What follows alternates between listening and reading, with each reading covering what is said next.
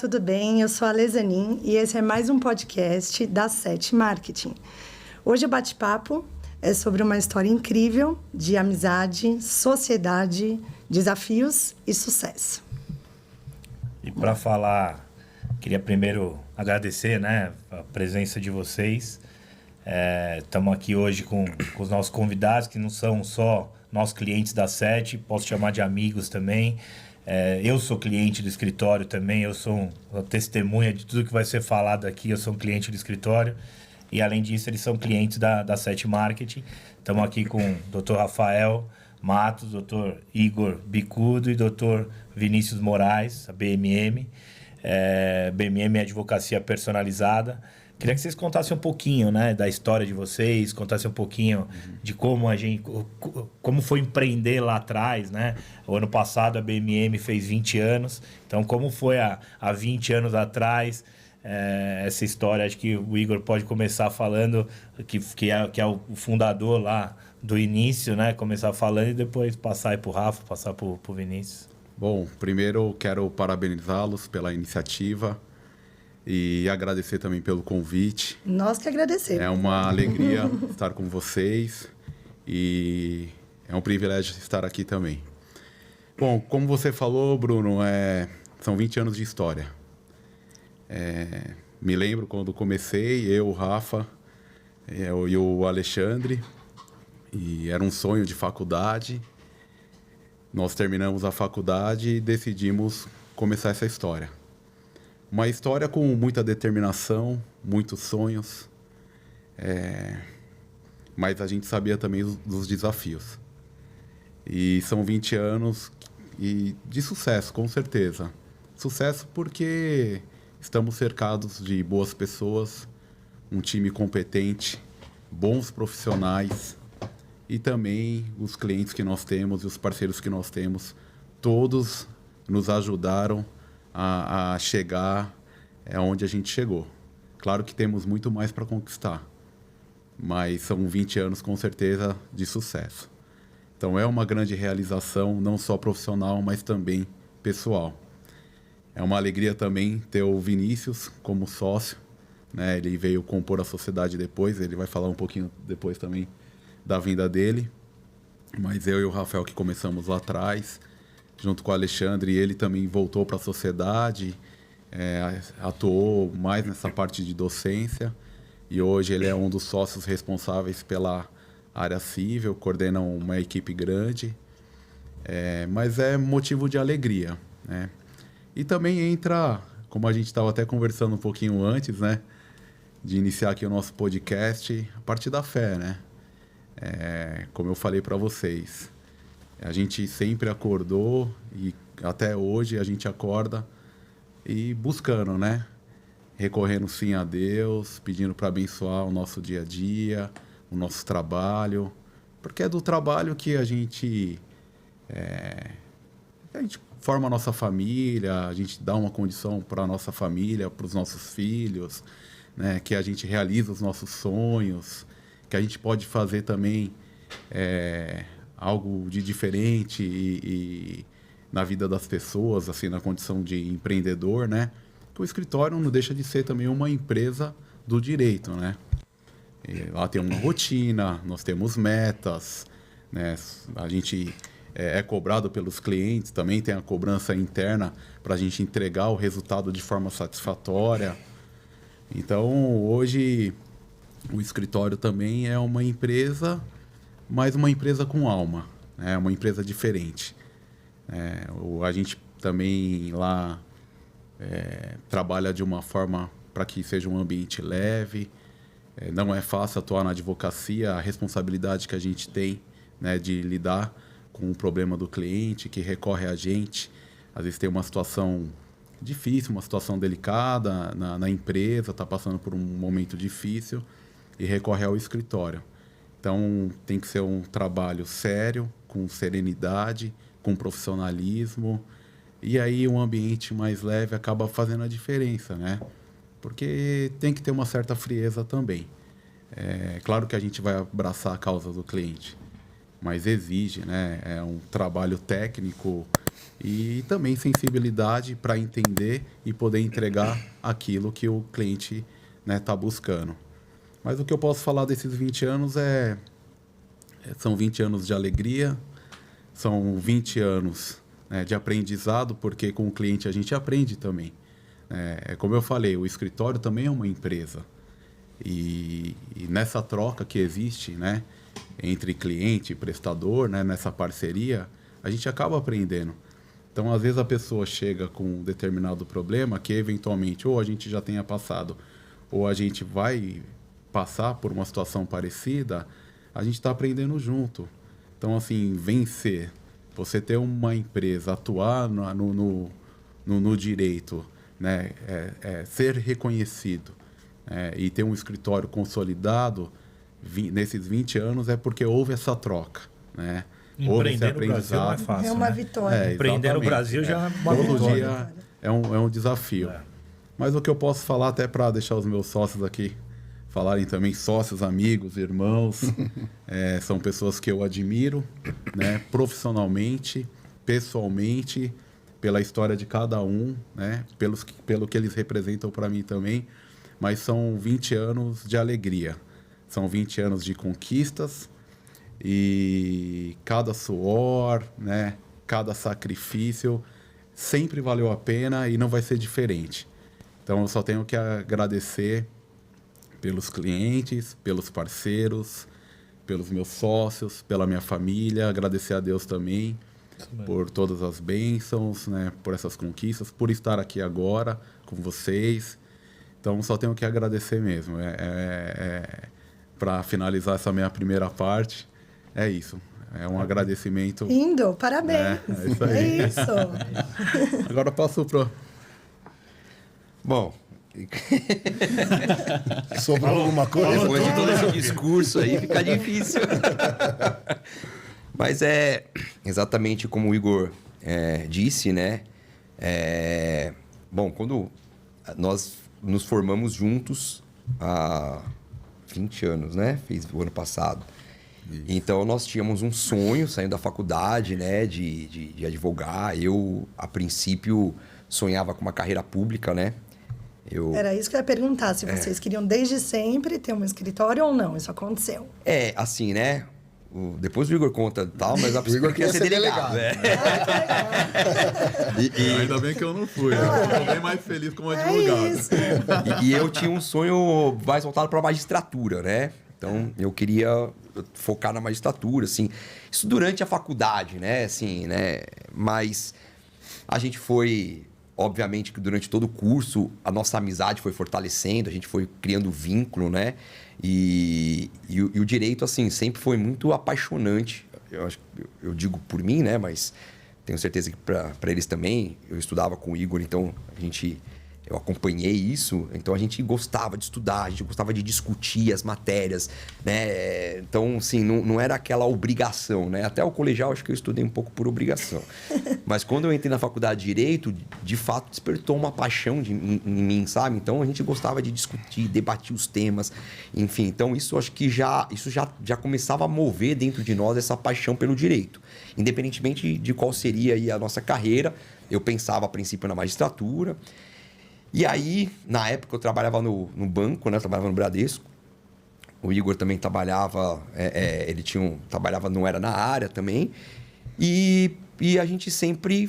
A gente começou a falar sobre, né? O que a gente vai fazer. Porque o maior desafio, o primeiro grande desafio do curso de Direito é passar na OAB, na Ordem dos Advogados do Brasil. Esse é o maior desafio de todo estudante de Direito. Porque, né? Você estuda durante 5 anos e depois vem o fantasma da OAB, né? E assim, todo ano era uma estatística diferente. Esse ano parece que é mais de 90% de reprovação. Todo ano parece que ficava pior, né? Sempre tinha uma história. Então, assim, a gente focou muito em passar na OAB. Então, nós estudamos, né? No último ano da faculdade. E aí... Graças a Deus passamos de primeira na OAB, né? E aí a gente falou, passamos na OAB, agora somos advogados, né? Não somos mais bacharéis, somos advogados. Temos a carteira de advogado. Vamos advogar. eu trabalhava num banco, tava Antes assim... de receber a carteira, a gente já sabia de cor o número da Exatamente, legal, é verdade, não lembrava, verdade, lembrou. Por quê? Porque aí a gente passou na UOB e você tinha uma certidão, porque demorava um tempo para expedição, né? Não é igual hoje que é tudo eletrônico, então tinha que expedir a carteira física, né? Então tinha um tempo para expedição da carteira. E a gente tava tão ansioso para começar a advogar. Sou advogado, número 89.745. Entendeu? Então, assim, a gente já tinha o OAB, aí a gente advogava com a certidão. Então, o que a gente fez? A gente falou, bom, vamos montar um escritório, vamos. Aí o Igor, na época, ele tinha um emprego bom, enfim, ele pegou um dinheiro bom da rescisão, ele pegou esse dinheiro, já antecipou um ano de aluguel, a gente foi escolher uma sala na Alameda Olga, 422. 422. Que legal. Conjunto 55. Mas a gente não esquece. Vida empresarial, Paulista. Demais. Então, assim, e aí a gente pegou uma sala lá de 30 metros quadrados, uma sala pequena, para nós três, né? Éramos eu, o Igor e o Alexandre. E aí o nome do escritório era BPM, né? Bicudo Pereira e Matos, né? Isso mesmo. E aí montamos lá o escritório, compramos lá o computador. Então o Igor investiu a maior parte do dinheiro, assim, ele que investiu, ele pegou uma rescisão, tá falando, já garantiu um ano de aluguel. Então, ainda bem, porque senão a gente não teria dinheiro nem para pagar o aluguel. Isso, estrutura. Então, assim, e aí vamos advogar, né? Vamos sair advogando. Só que, pô, assim, é tudo muito lindo, né? E uma vez eu escutei de um professor nosso na faculdade dizendo o seguinte, ó, a advocacia, para você começar a ganhar dinheiro, é pelo menos uns 10 anos. Eu falava, imagina, esse professor tá maluco, que 10 anos? Imagina, eu vou esperar 10 anos para começar a ganhar dinheiro. E ele estava certo, de fato. Então, quando a gente foi começar, aí a gente começou a advogar. E aí, as primeiras audiências que a gente fez, a gente ia lá, não tinha nem a carteira do OAB. A gente apresentava a certidão lá pro juiz. Levava um papel impresso, né? Para comprovar lá que você era advogado, que você estava inscrito na OAB e tal. O foco na época era trabalhista, civil? Qual que era o foco? Então, não tinha muito, Bruno. Era generalista, né? Você começa fazendo abraçava tudo. Metralhadora. Metralhadora total, né? E assim, até interessante isso, porque isso tem uma história, assim, eu particularmente não gostava muito da área trabalhista. O Alexandre também não, a gente era mais voltado para a área civil, né? Então, assim, a gente pegava o que aparecia, obviamente. E como o Igor ele já trabalhava em empresa, ele tinha um contato com alguns empresários, tudo. Aí cheguei a atuar também no RH. No RH, então, exatamente. Que tem uma identidade, né? Com a área trabalhista. E você lembra que no começo, aí, assim, ninguém quis fazer trabalhista, jogamos pro Igor, assim. Hoje ele é um dos maiores advogados trabalhistas de São Paulo. Eu não fico em cima do muro, não. Eu entrei de cabeça. Não, ele entrou de cabeça. Ele falou, não, então deixa que eu faço trabalhista, né? E assim, obrigado, e aí ele abraçou mesmo, tal. E assim, o Igor é uma pessoa muito determinada. Ele é muito, assim, é uma das pessoas mais determinadas que eu conheço. Assim. Quando ele põe uma coisa na cabeça, ele... E aí ele falou, não, abraçou mesmo, vamos fazer trabalhista e vamos prospectar. E era engraçado a prospecção no começo, né? Porque você fala, poxa, eu vou sair, você tem aquela ideia de advocacia, aquele glamour da advocacia e tudo. E como que a gente vai advogar? Vamos advogar para a empresa. O nosso sonho era, bom, a gente tem um plano. Como eu fui vendedor na empresa, antes de ser advogado eu era vendedor, aí eu utilizei da mesma estratégia, né? Do mesmo módulo operandi para fazer a captação dos clientes. E há 20 anos atrás a história era outra. Não, exatamente. Não tinha como ser a abordagem. Era olha como que era. Não tinha podcast, né? Tem um detalhe. Não tinha um WhatsApp para você mandar uma apresentação rápida. E tem um detalhe importante que na nossa profissão, assim, é uma profissão que até hoje a captação e tudo mais, ela tem alguns diferenciais do mercado comum. A advocacia é uma questão, tem credibilidade, tem uma questão de confiança muito grande, tem vários detalhes assim que são um pouco diferentes, né, da prestação de serviço comum, etc. E aqui ninguém tinha networking. Ninguém tinha... A gente vem tudo, né, de família simples, etc. Ninguém teve, assim, um pai ou um tio que teve um escritório de advocacia grande, ou um colega, não sei, que pudesse, sabe, dar assim, e eles começaram... eu entrei depois, mas eles começaram 100%... Na raça. Na raça. No peito e na raça. Porque assim, não teve um primeiro cliente, sabe, que um pai pegou e falou, não, ó, você vai atender essa empresa, já tem meia dúzia de ações e ela te paga o aluguel do mês. Eles botaram a plaquinha lá, sentaram e... É isso aí. Na época tinha E rezaram, tem né? um tio meu que trabalhava na editora, lembra? E ele fez um folder pra gente. Ele falou, não, vamos fazer um negócio bacana e tal. Mas a gente bonito, não tinha verba, né? né? Assim, a verba não era nem limitada, ela não existia, velho. Então vamos fazer. Aí ele fez um folder, a gente imprimiu, a gente fez um folderzinho com foto e tal. E aí a gente pegou, a gente imprimiu alguns folders e falou, vamos sair entregando nas empresas. Tipo, porta a porta. E assim, imagina, você vender um serviço de advocacia, bater na porta da empresa. Forma. Assim, se cold call já é difícil, né? Você sair ligando, você imagina você bater na porta da empresa. Então, assim, você tá deixando um currículo? Não, eu tô deixando uma apresentação. Né? Se você precisar de alguma assessoria jurídica, né? Nós temos aí como te assessorar. Então, assim, de fato foi assim, a gente tinha um sonho e a gente... Enquanto isso, sabe o que eu tava fazendo? Você não quer fazer um folder, não? Na mesma porta. Tava não é, vendendo Bruno? folder. Porque a gente vendia folder. O digital não existia, então era bem isso aí mesmo. Era folder. Demais. Há 20 anos Você atrás. não tem muito plano, né? Assim, você tem um sonho. E a reunião Você tem com o mais banco, sonho do que foi plano, na né? sala do prédio. Nossa, essa foi legal. Aí a gente conseguiu uma reunião. O Igor tinha uns contatos bons lá. Ele conseguiu, não, eu tenho um contato. E aí era um motoboy, né? Que teve contato com um diretor, alguém lá, lá do Banco Pan-Americano. O Banco Pan-Americano, que era do Silvio, né? Aí, poxa, um banco? Mas como assim? A gente vai começar, vamos fazer uma prospecção num banco. A gente acabou de montar essa então vamos lá. Aí a gente não tinha nada de estrutura. E eles queriam visitar, né? Então eles foram Pra até... conhecer a estrutura. Mas a gente não tinha Ah. nem sala de reunião. A gente não tinha secretária. Aí na época, o Alexandre tinha uma namorada lá. Falou, vem, secretário. Agora você é a secretária. Aí nós pegamos umas aguinhas, colocamos algumas coisinhas lá de comida e pegamos Alugamos a sala do prédio. do condomínio, né? Do condomínio, que não tinha sala, né, de reunião, né?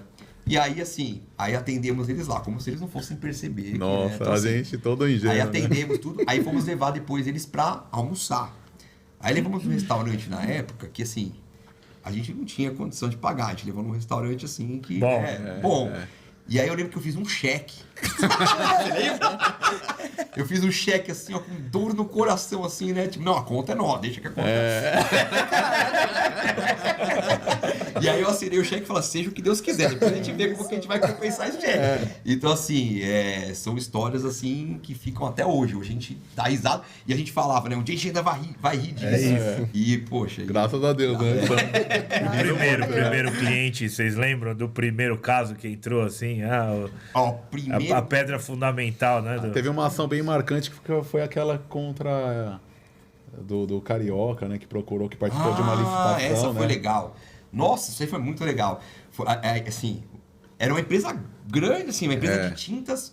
Eles vendiam tintas especiais. Então, ele participava de licitação. Então, ele participou da licitação do PAMASP, que é o Parque de Material Aeronáutico.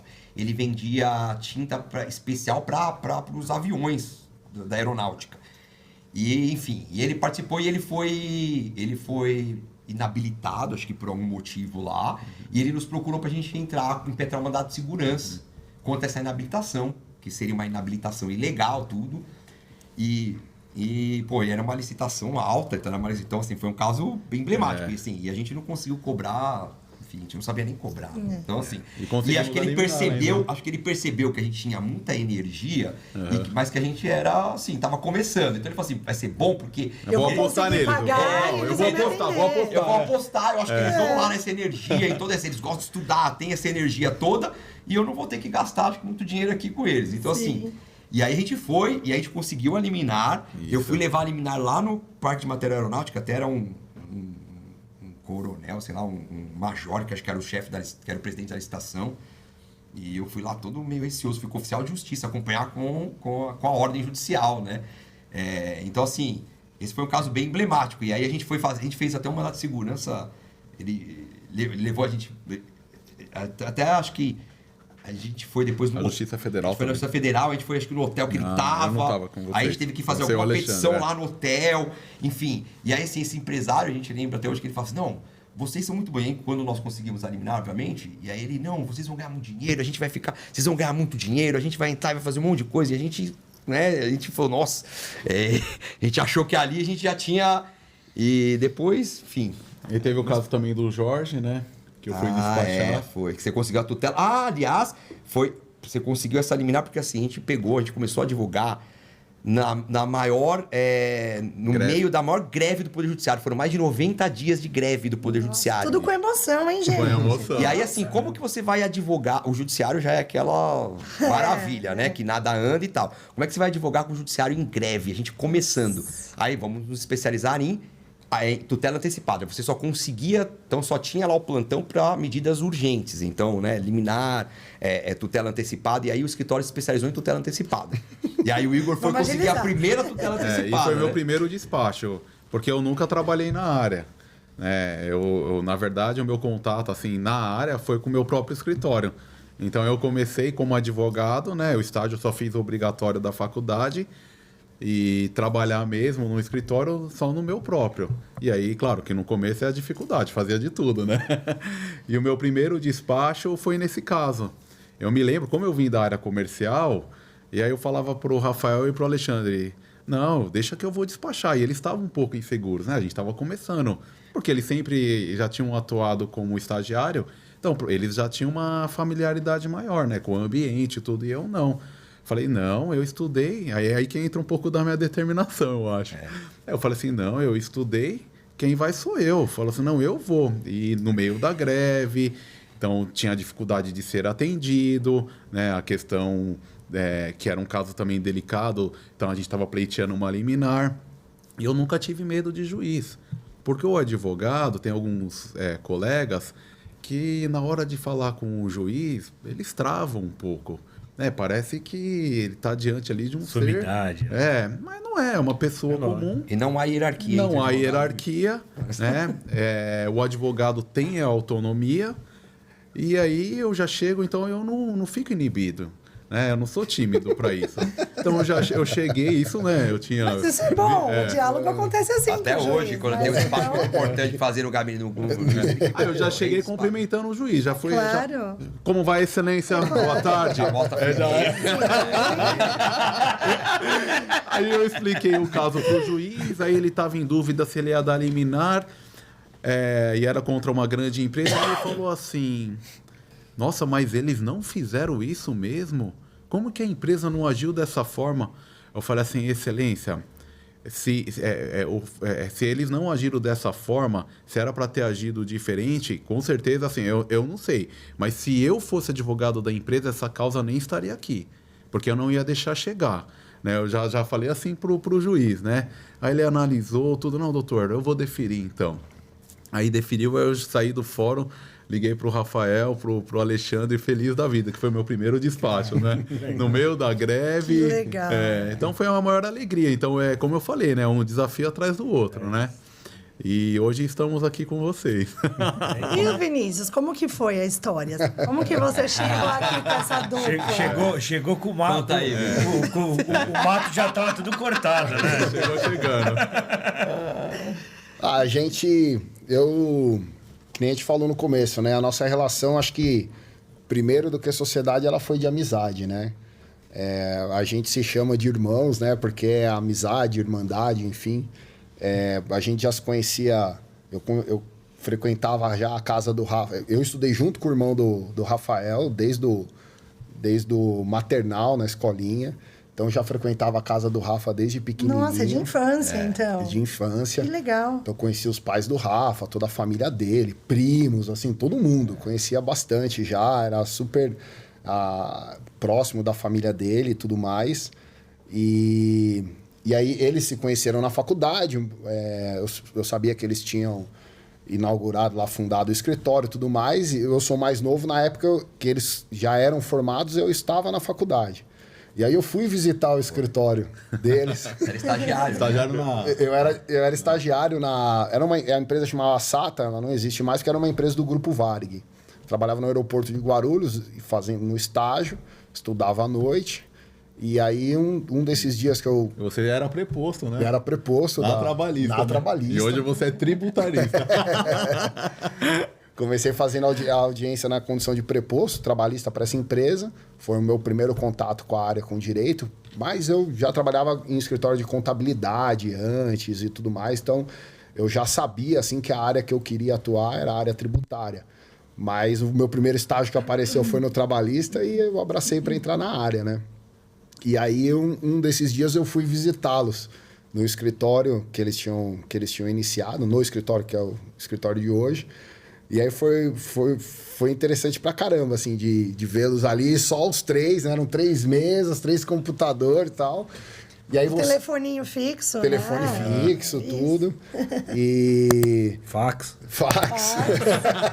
A Copa levava marmitinha. Levava marmita. E aí foi interessante, que aí eu cheguei, né? Eu era estagiário, tudo, Era não sei o quê. disputada a marmita. E os 3 advogados, né? Com escritório e tudo mais. E aí eu fiquei lá, conversei com eles, a gente conversou um pouco, tudo. E aí chegou na hora de ir embora, o Rafa e o Ale estavam fazendo pós, né? Aí eles, pô, dá uma carona pra gente até a pós aí, que nem carro a gente tem. Não tinha carro. E depois o Igor ia buscar a gente de Fusca, você lembra? Passava lá em casa Fafá. de Fusca. Aí eu acho muito legal isso. Aí- É a história, né? E aí, foi Depois inter- eu tive que vender o Fusca, né? Porque não deu, Ele que vendeu o Fusca. e aí, Pra pagar o segundo ano de aluguel. Né? O segundo ano. E aí foi legal, porque assim, aí eu conheci então o Igor, né? Já através do Rafa e tudo mais. E dali a gente não perdeu mais contato e a vida, enfim, fluiu. Eu segui minha carreira dentro de empresa no começo. E aí depois, então, eu tive a oportunidade de uma grande empresa aqui nacional na área tributária, ainda como estagiário, ainda estava na faculdade. Fui para essa empresa, fui efetivado lá e trabalhei 6 anos lá. Absorvi bastante experiência. Hoje eles são clientes Hoje do são escritório. clientes do escritório. Depois, e aí quando eu estava nessa empresa, que aí comecei a ter vontade assim de passar para o outro lado da mesa, para o lado de prestar o serviço, né? Enfim, advogar em escritório. E aí eu falo assim, né? Na minha vida tudo, eu sou metódico para essas coisas, eu sou muito planejado assim, então eu pensei em primeiro sair da empresa e ir trabalhar em um escritório de advocacia. Nada melhor do que obter know-how ganhando também, né? Então, aí tive a oportunidade de trabalhar em grandes escritórios também aqui no Brasil, até que eu entendi que era o meu momento de começar a minha carreira solo, e eu comecei a pensar, né, como é que eu iria fazer e tudo mais. E aí foi uma época que eu estava muito próximo do Rafa, a Já gente faz saía conversa muito... de boteco, né? A Falando, gente pô, e teve aí? muito- Quando que a gente vai ter? E o Rafael falava assim pra mim: ó, eu tô atrás de um tributarista. Quando você conhecer, assim, vai agregar muito. Pra gente falar de um tributarista, a gente fala assim, a gente queria um escritório full service, mas com um traço personalizado. Depois a gente explica até um pouco melhor. Mas aí falou, pô, a gente precisa de um tributarista. Tributarista não é fácil, achar um bom tributarista. Aí a gente fez algumas entrevistas. Eu falei, não, só tem um cara que eu conheço que é o cara, o tributário. Só que o passe dele é caro, né? O passe Mas a dele gente é já caro. tava no Eu sei momento que ele melhor, tem um né? sonho, mas o passe dele é caro. A gente já tava no momento melhor, né? Já dava, né, pra pensar. Aí eu convidei o Rinas pra gente tomar uma cerveja aí no Pirajá, a gente passou até em frente ao Olimpíada. No Pirajá, tomamos uma cervejinha e aí eu comecei já, né? O canto da sereia. E aí foi engraçado porque, assim, eu falo pra eles, né, que o Rafa foi quem me fez o convite, quem conversou. E aí, poxa, o Rafa é uma pessoa que ele tem um jeito diferente de lidar com as coisas da vida, né? Ele é uma pessoa, o entusiasmo dele, o amor às coisas que ele faz e tudo mais transcende, assim, né? Ele acorda e dorme sorrindo. Ele tem uma vibração diferente. A gente vê, Rafa. O alto astral, a risada. Isso, alto astral empolgado, legal eu tenho demais. milhares de vídeos no celular que eu gravo ele Mas escondido. esses daí não pode mostrar. Um pouquinho assim, sabe? Quando ele Isso é tá. off. Quando ele tá no off, exatamente, dando risada e brincando, não sei o que, eu gravo, porque eu falo, um dia a gente vai sentir saudade disso, né? Claro. Quando tá estressado, abre, né? Pra dar aquela... É isso, quando eu tô com muita raiva, eu olho o vídeo e falo. É esse vídeo aqui? Ou então, quando ele estiver mal-humorado, você fala, olha, lembra quem é você aqui. É isso. Não é difícil esse momento de bom humor. Não, mas é uma decisão difícil, né? Porque a minha história da Lê é bem parecida com a do Igor e do Rafael, que desde sempre a gente vem... Não, mas ele não é minha mulher, não. Parecida na parte profissional. Na parte profissional. A parte da Meu compadre, estrutura. meu amor. A parte profissional. Porque a gente empreende desde sempre. É difícil você sair do mercado, né? Do mercado de trabalho, recebendo ali todo dia 20 e no quinto dia útil, pingando ali na conta. E tomar essa decisão, né, de falar assim, agora eu tô do outro lado da mesa, eu vou empreender junto. Até né? porque, a partir do momento que você empreende, você não faz só o que você se propôs ali quando você se formou. Você tem que cuidar de um pouquinho de tudo. Né? Bate o escanteio, corre, cabeceia. A responsabilidade é muito grande. E eu sempre acho que essa decisão, por mais que, né, o dinheiro é uma coisa muito importante na vida, obviamente, a gente faz toda essa dedicação e muitas vezes o dinheiro é o resultado mesmo. Mas assim, quando você toma essa decisão, ela é mais pelo sonho, né? Eu acredito muito nisso. Até porque, e concluindo aqui a história, eu falo, né? O Rafa me fez o convite, mas foi o Igor que me colocou para dentro do escritório. Porque quando a gente foi fazer uma primeira reunião mais séria para falar de uma possível sociedade,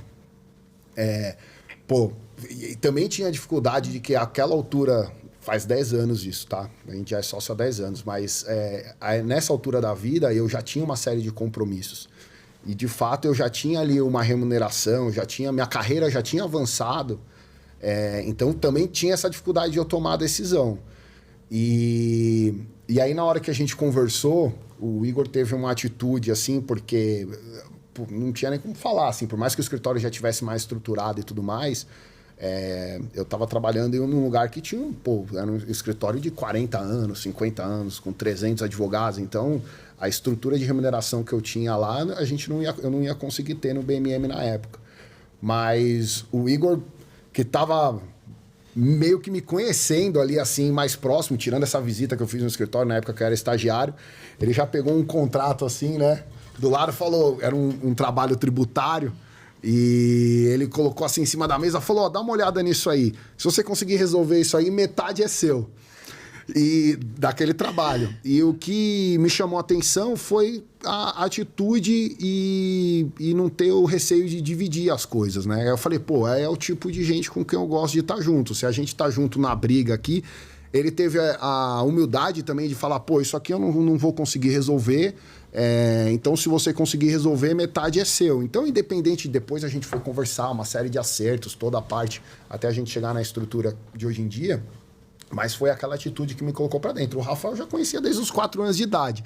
Eu já sabia a confiança e tudo mais. E o Igor foi a atitude dele ali na hora. E naquele dia, a gente ainda saiu e eu falei, tô dentro, agora eu vou estruturar minha vida para ver como é que a gente vai fazer isso. Mas que eu tô dentro, eu tô dentro. E, sei lá, uma semana depois eu tava saindo da onde eu tava e a gente tava começando a... Aí a primeira reunião com o cliente, ele se arrependeu. Ele só lidava com multinacional, ele era um Faria Limer, né? Trabalhava na Faria Limer, inclusive. Nossa. Mas ele tem bastante personalidade, porque ele veio com algumas exigências, né?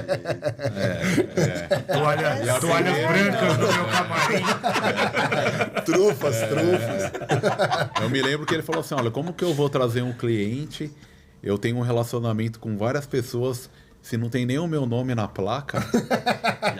Já negociou bem.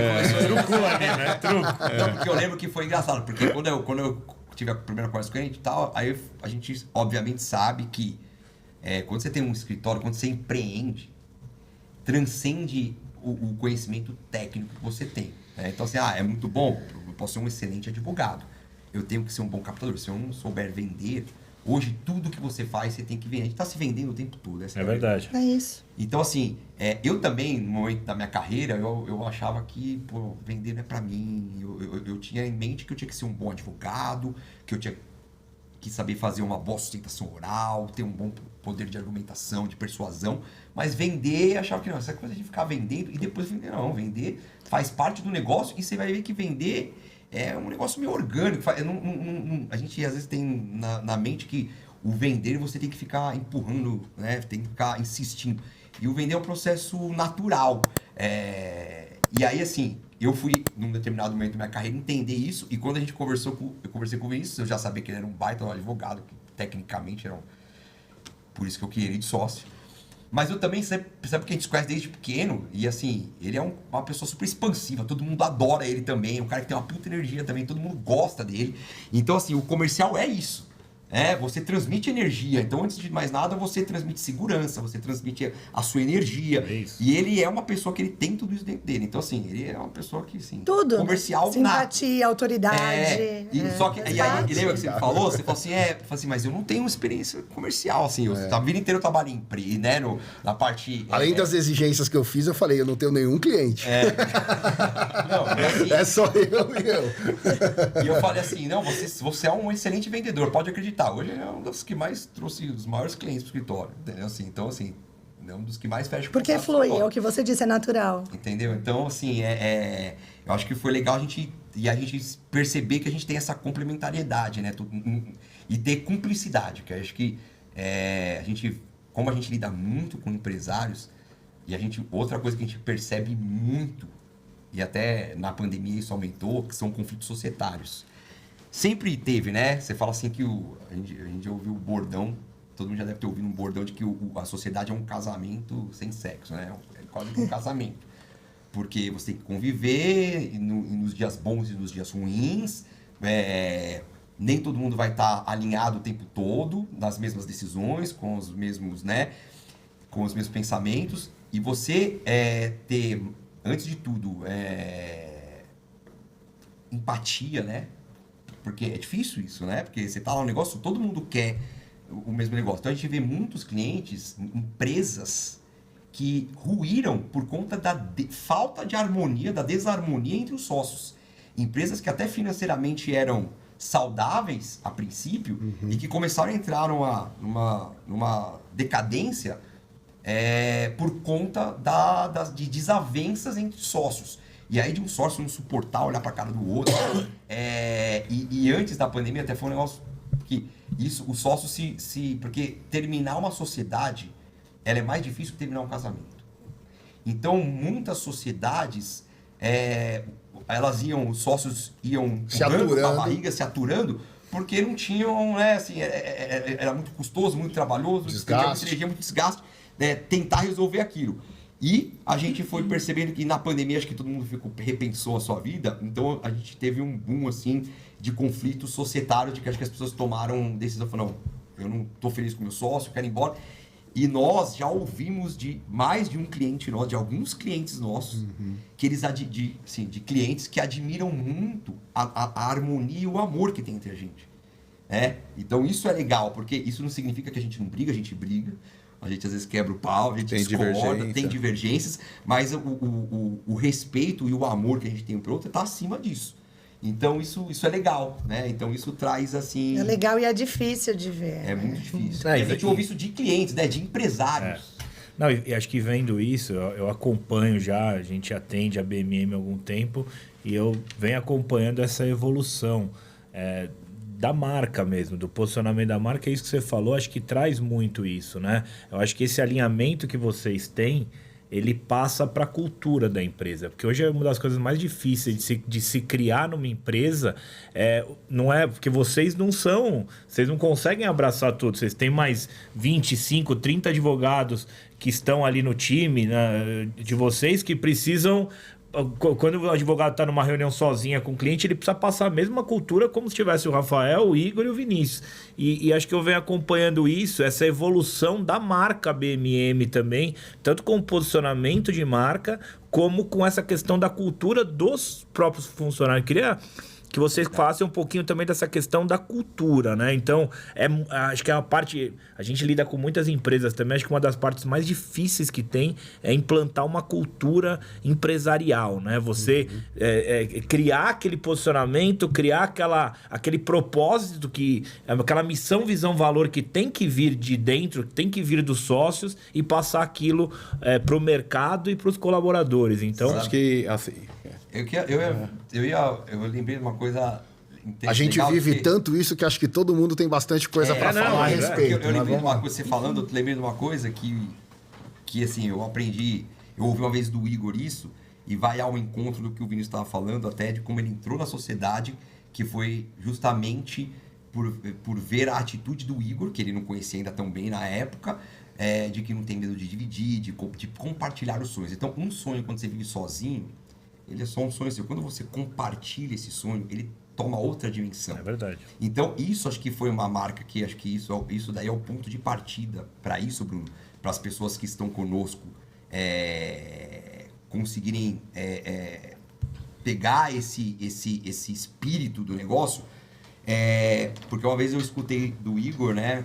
No começo a gente estava nas nossas reuniões, a gente discute muito tudo, né? Porque não é fácil, né? Você tem que, às vezes, atender as expectativas de todo mundo. Você vai crescendo, tem muitos advogados, tem muitas pessoas trabalhando. Às vezes a gente não consegue atender nem as nossas expectativas, né? Então, imagine a das pessoas que estão conosco. Então, mas a gente sempre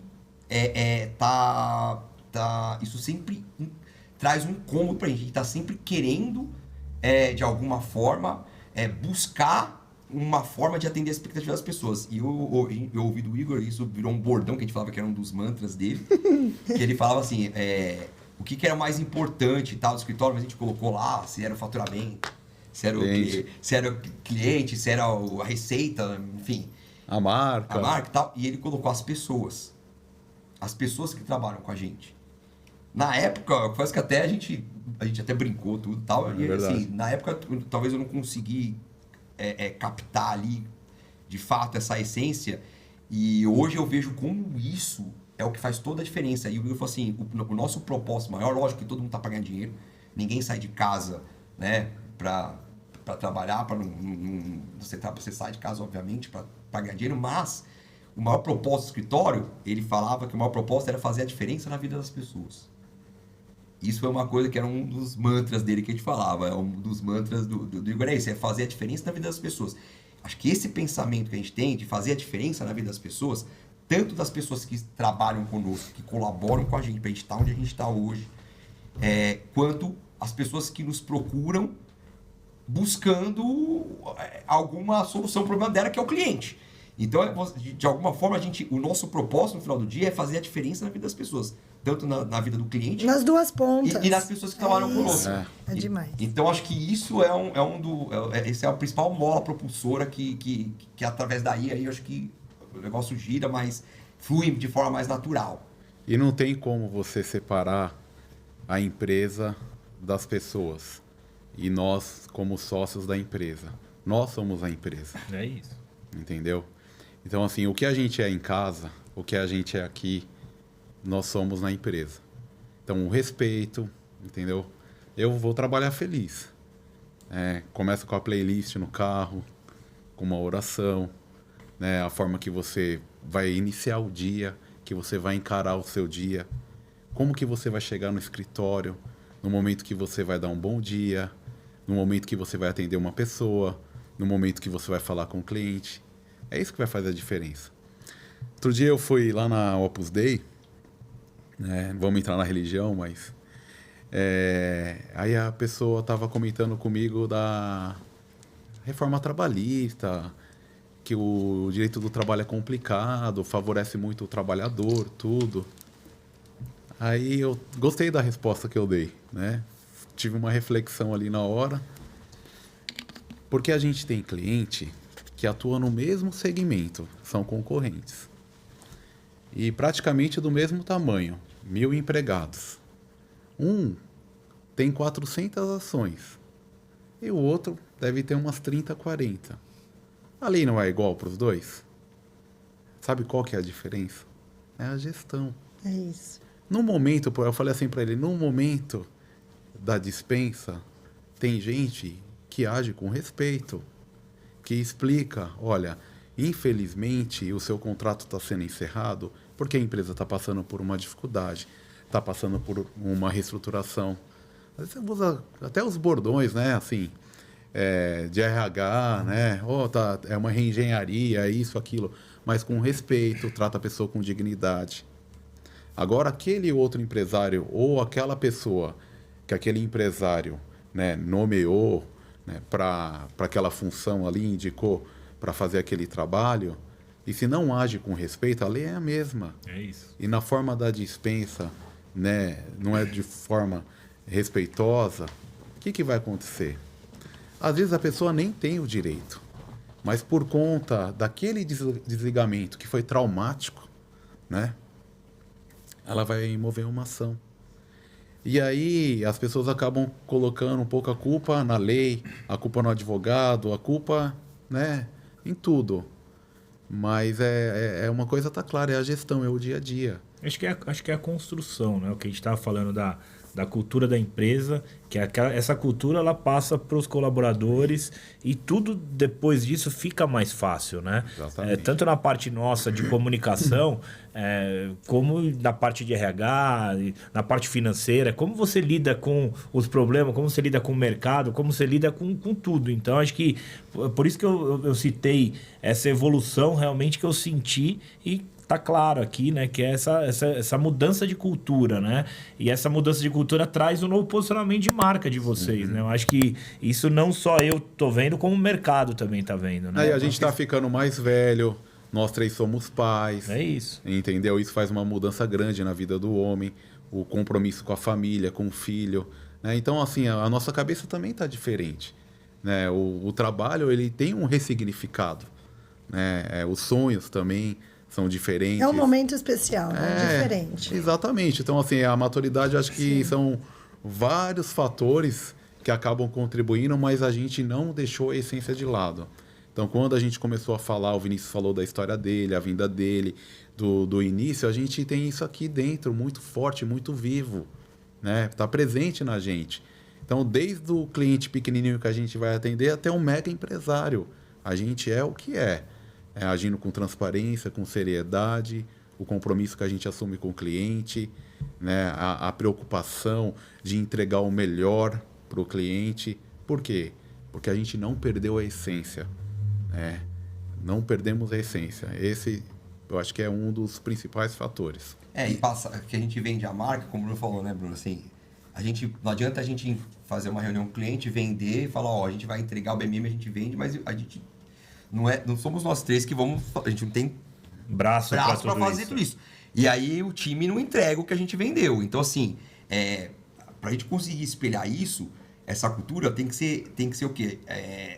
Essa forma que ser multiplicador, lida, né? A gente multiplica como assim? Primeiro que as pessoas... Para você ser um líder...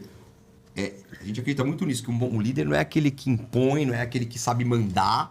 Acho que muito pelo contrário. O bom líder é aquele que inspira. Né? O bom líder não é aquele que sabe mandar. O bom líder é aquele que inspira. E você inspirar é isso. Pô, se a gente tem um ambiente que a gente, de respeito, de cuidado com o cliente, de integração de todo mundo. Então, assim, os advogados vão em reuniões conosco, todos os advogados também têm uma interlocução com o cliente. A gente faz questão de que eles também vivam isso para entender muitas vezes, porque a hora que chega, que eu passo, que eu sento com o empresário me passa o problema, que é o problema da vida dele. E eu falo, calma que eu vou resolver o seu problema, é assim, assim, assim. Eu estou vendo a aflição dele ali, olhando no olho dele. Quando eu pego isso e passo para um advogado, você precisa resolver isso assim, assim, assim. Para ele é um trabalho que foi para a mão dele.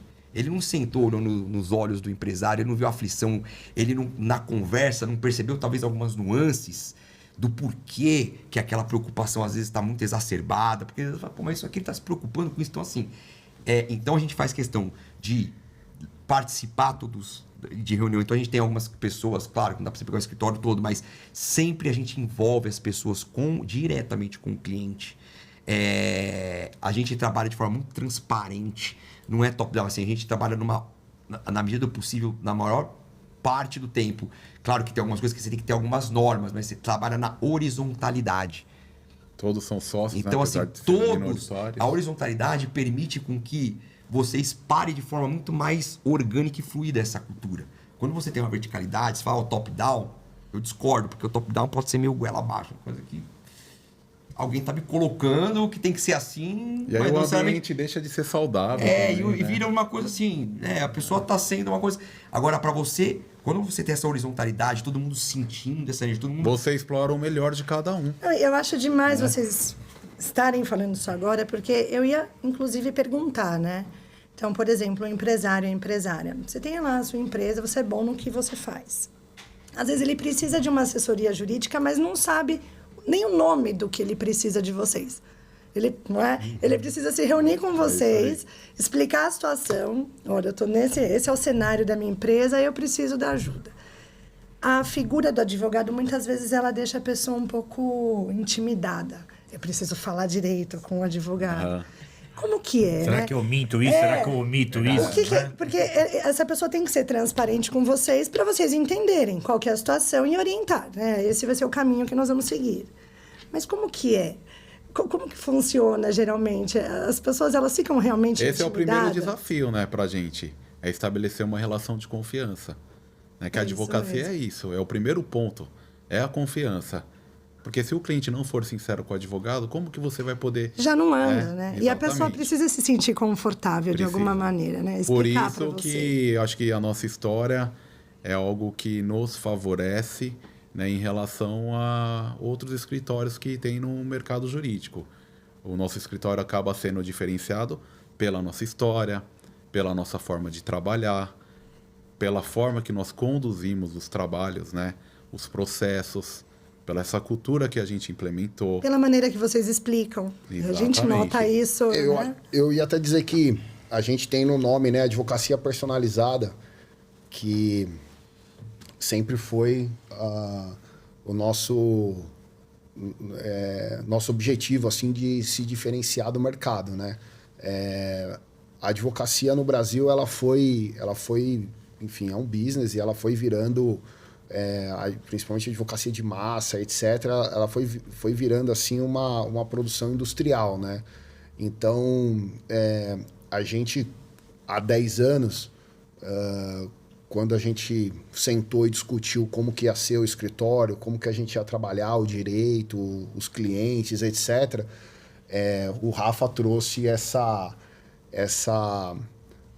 Vou chamar a palavra, mas não é a palavra em si, porque o escritório ele passou a ser estruturado, os clientes atendidos, as equipes formadas, as contratações, enfim, todo o ecossistema do escritório, os parceiros, tudo, começou a ficar envolvido por essa questão da advocacia personalizada.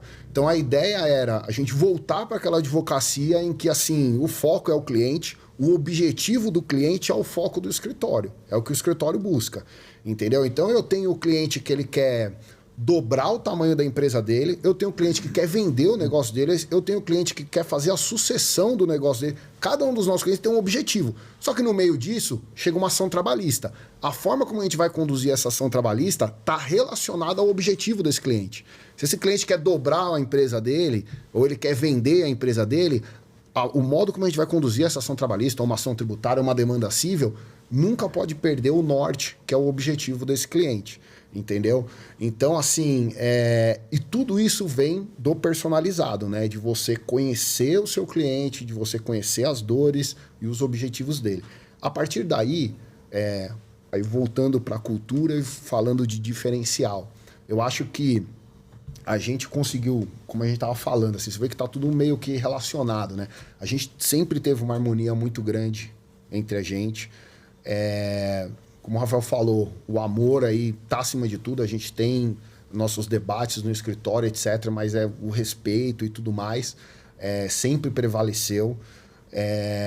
A gente acaba que as pessoas que convivem com a gente no escritório convivem dentro desse ambiente, então elas veem isso entre a gente. Então você passa perto das nossas salas, sempre tem uma brincadeira, uma risada, por mais que o nosso trabalho seja desafiador, consome energia, você precisa ter uma certa estabilidade emocional para lidar com isso, a pressão é muito grande, o bem tutelado ali muitas vezes é algo que vai fazer a diferença na vida, de fato, de uma pessoa, de uma família, de uma empresa. E via de regra, você passar qualquer momento do dia perto da nossa sala, a gente tá dando risada, a gente tá tratando os assuntos com leveza, a gente tem discussões extremamente aprofundadas, etc. A gente para estudar e tudo mais, mas sempre, assim, com um ambiente de muita harmonia. E todo mundo que trabalha com a gente pode perguntar que convive dentro desse ambiente. Então, é uma forma de propagação de cultura também. E assim, a gente conseguiu, de fato, com os nossos clientes e o crescimento do escritório, de novo, a advocacia ela é muito no boca a boca, a verdade é essa, indicação, confiança e tal. por conta desse atendimento personalizado. Então, assim, vem tudo meio que relacionado. O ambiente do escritório, o nosso ambiente, o ambiente das nossas famílias que convivem juntas, a questão da religião, para a gente, que é algo também muito importante. E isso vai se propagando no trabalho e acaba se propagando no comercial também. E aí a gente consegue, né, puxando um pouquinho da área de vocês, que aí vocês entendem até mais do que a gente nessa área de marketing, também ser criativo.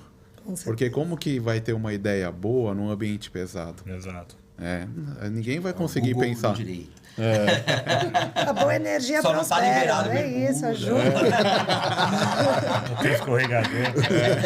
Mas o que o Vinícius falou é verdade. Acho que o clima que vocês convivem muitas vezes é um clima pesado. O empresário olhando no olho de vocês falando... Me ajuda, né? Como que eu saio disso aqui? E aí você tem que sair daquela situação e o Rafael... A gente é a esperança, né? Do Não, cliente, vocês são a esperança. O Rafael isso. falou, eu vou te ajudar, passar essa autoridade e o cara depositar todas as fichas em vocês. E assim, entendeu? nós trabalhamos, a gente sempre vai ter uma solução. Porque o advogado, ele jamais vai poder aceitar a situação. A gente nunca vai aceitar. Sempre vai ter uma solução. Mas não estou falando que vocês não vão resolver, mas é um peso, Lógico, né? Você tem aquele peso de vidas, né? Sim. Não é só as vidas que vocês estão dentro do escritório como colaboradores, é vidas dos clientes de vocês, impacta diretamente. E que as pessoas não pensem que a gente está falando assim, né? O empresário está ali com uma situação e tal. As pessoas podem pensar, mas é que o empresário está sempre, né? Primeiro, lógico, o empresário visa o lucro. Qualquer pessoa empreende, coloca ali as costas dele no risco, ele está visando o lucro, um resultado, algo assim. Mas assim, o jurídico, a advocacia, ela é um business bom no Brasil, a verdade é essa, na minha opinião, ela é um excelente business do Brasil, porque o Brasil, ele é um terreno hostil para o empresário. Isso. Ele é um terreno muito difícil para o empresário. Se a gente pegar em todas as áreas do direito empresarial, você tem questões assim que são difíceis, que a gente brinca, né? Acho que todo mundo que é advogado brinca. Nossa, como é que você explica isso para um gringo? Porque, assim, tem coisa aqui, as jabuticabas aqui no Brasil... O sistema tributário brasileiro, acho que é um dos mais... É o mais complexo, né? Chega a ser, assim, surreal. A gente brinca que você tem que fazer a faculdade de Direito e depois tem que... o ICMS é uma ciência à parte. Você deveria fazer uma faculdade de ICMS, uma faculdade de PIS e COFINS. São coisas extremamente complexas. Enfim, então, assim, não é só a culpa do empresário. É que o terreno onde o empresário caminha aqui no Brasil, ele é muito hostil. E a advocacia... a gente está aqui para ser um parceiro. O ideal do escritório foi essa, né? Assim, ser o parceiro ali, ser o braço direito realmente do empresário que está... E até respondendo o que você me perguntou em relação a como você faz o que isso é importante, acabou até... eu fiquei pensando nessa pergunta, como que a gente faz para o cliente se sentir à vontade, né? Porque, tudo bem, depois que já é cliente... Porque ele meio que ensaia, deixa eu ver até um termo jurídico pra pedir. Numa primeira reunião, ele fala, será que eu conto tudo para os advogados? Enfim, então assim, como que a gente consegue quebrar essa barreira? Claro que isso vai de uma abordagem que varia muito de acordo com cada cliente. E com a situação também que a pessoa está passando, né? Mas de modo geral, a gente fala o quê? Assim, eu acho que o advogado, a gente quebra um pouco esse paradigma, que foi uma das coisas que esse é um traço diferencial do nosso escritório. Porque chegar lá, imagina uma primeira reunião com o cliente. Tá, mas o que a BMM tem de diferencial? Nós somos advogados muito bons. Tá bom. E aí? O que vocês têm de diferencial? A gente tem um atendimento personalizado. Tá bom. E o que é esse atendimento personalizado? Então, assim, como que eu explico como que isso? você Como vai que eu comprovar, materializo isso para o cliente? Então, primeiro, a gente, ao longo, assim, a gente teve alguns debates justamente disso lá atrás. Mas como que eu vou ser um diferencial para o cliente? E a gente viu que uma das maiores dores dos clientes, assim como o Vinícius, eu também tive um momento que eu saí, escritório, eu trabalhei em grandes escritórios, e tem grandes bancas jurídicas que o cliente acaba sendo um número lá dentro. Então, o cliente é tratado como um número. Então, na hora de você fechar o acordo, os sócios, os principais sócios sentam lá com o cliente, fecham um contrato, depois você nunca mais fala com o sócio, cai na esteira da rotina lá e o cliente vira um número lá dentro. Então... eu falei, poxa, como que a gente consegue corrigir isso na prática? Aí a gente foi uma ideia que a gente teve um cliente que estava passando por um momento de crise muito forte, tá? Na parte de construção civil era um momento muito forte. Eles estavam desmobilizando obras, enfim, estava passando por um momento bem delicado. E nós tivemos a ideia, pô, vamos criar um comitê de crise para o cliente. Olha como as ideias nascem assim. Vamos criar um comitê de crise para esse cliente. Por quê? Porque as decisões eram tomadas pelos sócios no corredor da empresa. Porque eles estavam assim, eles estavam num loop em que eles não conseguiam sair e eles tinham que tomar decisões muito rápidas e decisões, às vezes, que tinham consequências sérias. E eles tomavam decisões assim no corredor da empresa. Então a gente falou, não, então é o seguinte, daqui pra frente ninguém vai tomar mais decisão. Imagina a gente falando isso pros donos da empresa. Ninguém vai mais tomar decisão. A gente vai tomar as decisões, todas as decisões importantes serão tomadas no âmbito do comitê. Como na época eles estavam num momento muito difícil, os comitês eram semanais. Então toda segunda-feira, 8 horas da manhã, nós estávamos lá no cliente. Os primeiros comitês, nós ficamos até a noite. Nós fizemos as refeições lá, pedimos almoço, janta, a gente não saiu da sala. Tinha que organizar. Pra nada. Ata, né? Aí fizemos uma ata e assim, todas as deliberações, claro que a decisão vai ser do empresário, mas ele vai, antes de tomar a decisão, primeiro, ouvir as ponderações, todos os reflexos jurídicos que tem, porque toda decisão que você toma, ela tangencia algum aspecto do direito. Seja trabalhista, seja tributário, seja de responsabilidade civil. Tudo que você faz, tudo que a gente faz tem algum reflexo no direito, tem algum eco no direito. Então, poxa, você vai fazer isso, você tem um problema tributário. Você vai fazer isso, você vai ter um problema trabalhista aqui assim. Então, vamos fazer desse outro jeito. Então, a gente foi dando as orientações e ficava tudo numa ata. Isso dava mais segurança até para os sócios. Porque a mãe fala, pô, a gente tomou decisões, essa decisão não foi tomada de inopino, nós tomamos decisões consultando uma banca jurídica. E não é um advogado, a gente são várias especializações, né, especialistas na área. Então, por exemplo, uma orientação tributária não sou eu que dá a orientação, o Vinícius. Então, assim, isso dá uma segurança para o empresário e, assim, tira um pouco esse negócio de falar assim, o advogado, ele tem toda a solução para o seu problema. Só que o doutor, você vai falar, eu vou te dar a solução. Eu não tenho solução nenhuma. Primeiro eu preciso aprender com você, eu preciso entender sua empresa, eu preciso entender quem você é. Então isso a gente já consegue quebrar esse gelo. Fala assim, eu preciso entender quem são os empreendedores, quem são os sócios que estão por trás da empresa, quem são as pessoas que estão por trás, qual é o perfil dessa empresa, quais são as dificuldades operacionais, porque não adianta o Vinícius ir lá e falar, ó, rezar uma cartilha tributária, ó, você vai fazer assim, você tem que fazer assim, o recolhimento tem que ser esse, é assim, assim, assim. Ele fala, tá bom, isso é muito lindo, na prática eu não consigo fazer nada disso que você está me falando. Então, assim, a gente precisa entender primeiro. Então, a gente costuma sempre dizer nos clientes que, assim, antes de eu te dar uma solução, eu vou primeiro aprender com você. Eu não vou te dar uma solução sem antes eu aprender quem é você. Sem antes eu entender o que você precisa. Fazer uma imersão real. Fazer uma imersão. E os comitês serviram para isso. Então, esse comitê que começou com um comitê de crise nesse cliente, isso ficou tão arraigado que depois que o cliente saiu disso, a gente falou, vamos mudar o nome, vamos chamar de comitê jurídico. Eles quiseram manter os comitês. A gente deixou mais espaçado a periodicidade, a cada 15 dias eles quiseram. E a gente falou, poxa, tá aí. Por que a gente não faz vem disso como uma solução jurídica que é um grande diferencial que justamente consolida o que a gente vende, que é o atendimento personalizado. Sim. Essa é a assinatura do personalizado. Essa é a assinatura do personalizado, os comitês jurídicos. Poxa, vamos colocar o comitê jurídico como uma solução jurídica para vender para o cliente. E quando a gente começou a vender esses primeiros comitês, no começo tinha muita resistência, isso não é comum. Né? O advogado é contratado, poxa, ele trabalha sob demanda ali, você precisou disso, tá bom, como você manda, eu respondo e tal. Assim, o comitê jurídico é quase um longa-manos da empresa, a gente vai estar lá, a gente vai aprender a cultura, e aí ajuda a responder a pergunta que o Bruno fez, né, em relação à disseminação da cultura no escritório, porque nos comitês jurídicos, os advogados que trabalham conosco, né, pelo menos os advogados ali mais estratégicos, participam desse comitê. E às vezes a gente faz um rodízio também com outros advogados, e precisa de um caso, o doutor tá cuidando desse caso específico, chama ele para participar do comitê e tal. Então, ele participa desse ambiente com o empresário.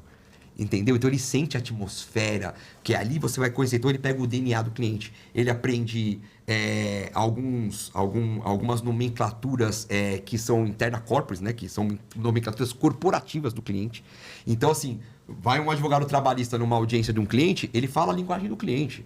Ele usa lá um nome que é utilizado, é uma nomenclatura que se dá lá, institucional. Então o advogado está tão no DNA que parece que é um advogado da empresa que está indo, não parece que é um advogado do BMM que está indo. Então a gente consegue. O comitê foi uma grande sacada. Porque no começo, alguns clientes até falaram, mas será que tem necessidade de fazer o comitê? Não, vamos fazer uma vez por mês e tal.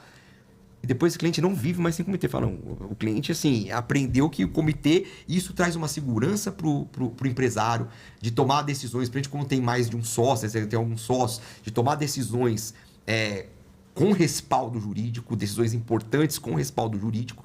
E isso trouxe uma integração para o cliente, uma marca da advocacia personalizada e ajuda demais a disseminar essa cultura também dentro do escritório. E deixa de ser uma relação fria entre cliente e advogado, onde com certeza ele vai se sentir muito melhor, né? Muito mais confortável falando com vocês. Não, e pra gente, assim, né? A gente na vida, a gente sempre fala isso, o Igor fala muito, bate muito nessa tecla, né? A necessidade de você ter humildade, né? Porque o advogado, você mesmo fez a pergunta ali falando, a pessoa às vezes se prepara para ir ali falar com o advogado. Como é que você quebra o gelo? A gente já vai pra reunião com a mentalidade de que a gente precisa ouvir.